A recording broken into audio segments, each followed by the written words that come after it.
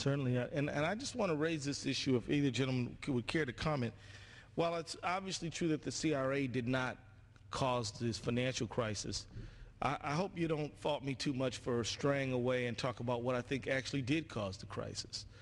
And what I think caused the crisis clearly, when you have a mortgage originator, and many of our mortgage originators are good, and I thank the gentleman for pointing out that we're not here to indict an entire industry, but we are saying that the bad actors were not being, there was no cop on the beat here for the people who would transgress, that when mortgage originators were given additional money in order to steer a home buyer who was seeking a mortgage to a higher price loan, that is the kind of thing that would get people into a whole lot of trouble, particularly when that same mortgage originator would say, oh, we'll just do stated income.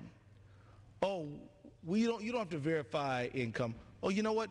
We're just going to underwrite your mortgage during the teaser rate period and not during the entire length of the loan. These are the kind of things that got people in trouble.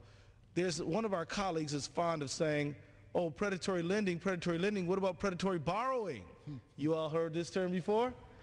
Well, predatory borrowing, well, that's what's happened is that people who would get financial incentive to steer you away from that lower interest rate loan to that higher interest rate loan and keep the cream, yield spread premium.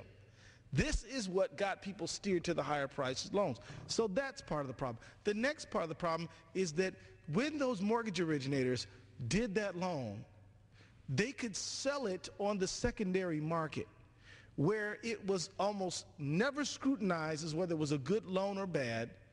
They would just be sucked up and it would be packaged up into a mortgage-backed security. And those mortgage-backed securities would be packaged up into collateralized debt obligations. And some of these loans that were non-performing, and there were large numbers of them, people would go out and buy insurance or quote unquote insurance on these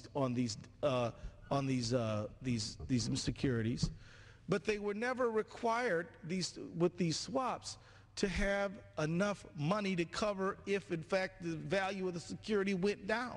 So when they started going down and people said, pay me, and companies that wrote these swap agreements weren't able to cover.